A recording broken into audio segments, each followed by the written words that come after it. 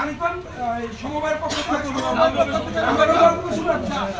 ওই লাল গোলাপের শুভেচ্ছা সমবায়ের পক্ষ থেকে লাল গোলাপের শুভেচ্ছা সমবায়ের পক্ষ থেকে লাল গোলাপের শুভেচ্ছা সমবায়ের পক্ষ থেকে সমবায়ের পক্ষ থেকে লাল গোলাপের শুভেচ্ছা লাল গোলাপের শুভেচ্ছা সমবায়ের পক্ষ থেকে সমবায়ের পক্ষ থেকে লাল গোলাপের শুভেচ্ছা লাল গোলাপের শুভেচ্ছা সমবায়ের পক্ষ থেকে এই কাকা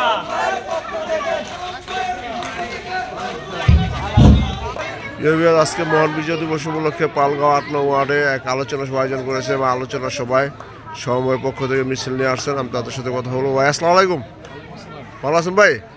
এই যে আজকে সমাবেশে যোগ দিয়েছেন, আপনাদের এই সময়ের পক্ষ থেকে কিছু বলেন।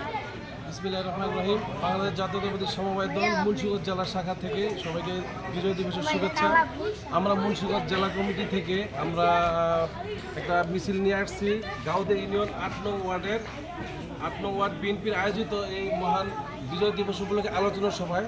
এই আলোচনা সভায় প্রধান অতিথি হিসেবে উপস্থিত আছেন জনাব অ্যাডভোকেট আবু সালাম আজাদ, যুগ্ম মহাসচিব বাংলাদেশ জাতীয়তাবাদী দল, এবং আরও উপস্থিত আছেন গাউদে ইউনিয়ন বিএনপির সম্মানিত সভাপতি শাহ আলম শিকদার এবং সাধারণ সম্পাদক বাদল হাওলাদার।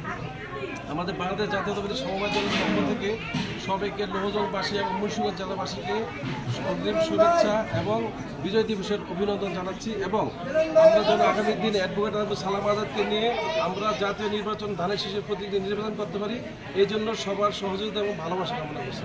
ধন্যবাদ। আসসালামু আলাইকুম। ধন্যবাদ।